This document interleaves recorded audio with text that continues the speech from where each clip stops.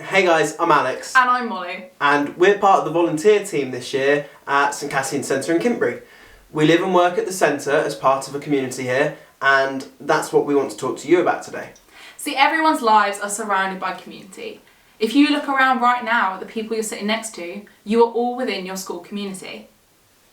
Alex and I both belong to communities too. I, of course, belong to the wonderful Kintbury community, the people that I work with and live with here, as well as my community of Portsmouth fans. The big thing that they share is togetherness. We all come together no matter what to support each other and our common causes.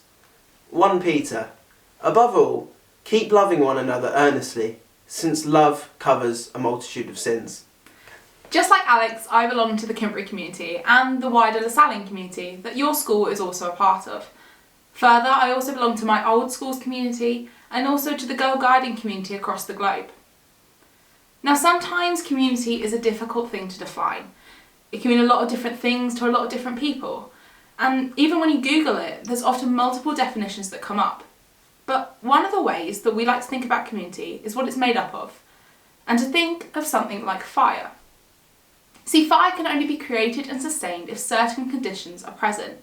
These are heat, fuel and oxygen, and are known as the fire triangle. When we think about the fire of community, we can replace those conditions. Heat can be replaced by passion or a common goal, fuel by people, and oxygen by love. When these elements are brought together, a community can exist and grow. But if even one is missing, the community ceases to exist, just as fire can't exist without each of its elements. As a part of the wider LaSallian community, we share our 5 core principles, but today we want to remind you of 2 of them: respect for all persons and inclusive community. Now, a good community is one that incorporates both of these, one where no one is left out and everyone finds a place. And it's up to each and every member of our community to make a deliberate effort to provide that. Here at St Cassian's, we live and work in a community, and every day we have to make sure that we're kind to each other, support and look out for one another, and be aware of how our actions affect each other. See, Jesus says we must love one another as he has loved us. And by this, he doesn't mean love in the romantic sense, but rather means having love for one another as brothers and sisters in Christ's family. We're all part of the family in Christ. And although we may not come from the same backgrounds, the same experiences, or have the same interests, talents or strengths, we are all human. We are all loved equally by God, and we must love each other equally too. This is what we mean when we as LaSallians talk about respect for all persons and having an inclusive community. Regardless of where people come from, or how we think we differ from one another, each of us has an obligation to recognise God's grace in each other. God has made us all different for a reason, so we can enlighten and teach one another of the various manifestations of God's grace. Being a part of a community is a beautiful moment to share these different graces, but only if every member of that community respects and loves each other. Because when we learn from one another, and when our community is fueled by love and respect, the community stands strong, in spite of whatever circumstances it finds itself in. In 1 Corinthians 13 it says, "Love never gives up, never loses faith, is always hopeful, and endures through every circumstance." Whilst being in a community makes you stronger, there are times when things don't go so well, and you might argue or disagree. However, the great thing about community, especially one built on the love of God, is that we can forgive each other, just as in Colossians, which says, "Bearing with one another, and if one has a complaint against another, forgiving each other, as the Lord has forgiven you, so you also must forgive." So, how can we learn to love one another and sustain our communities? See, the answer is pretty simple. Treat one another as you would like yourself to be treated. This is respect. This can look like many things. Listening to one another, helping support each other when things get tough, encouraging one another, giving to and serving each other, or sometimes just small acts of kindness, like maybe holding the door open for someone, saying good morning or hello, or even just giving a smile.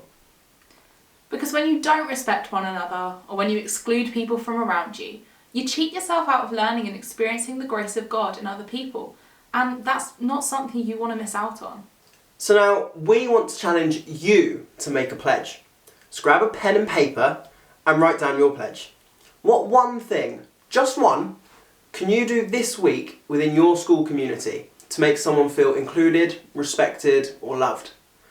Some ideas maybe would be talking to someone you've not spoken to before, congratulating someone on something that they've done well, supporting someone if they're struggling, or forgiving someone who you're angry with. And Alex and I are going to make some pledges too.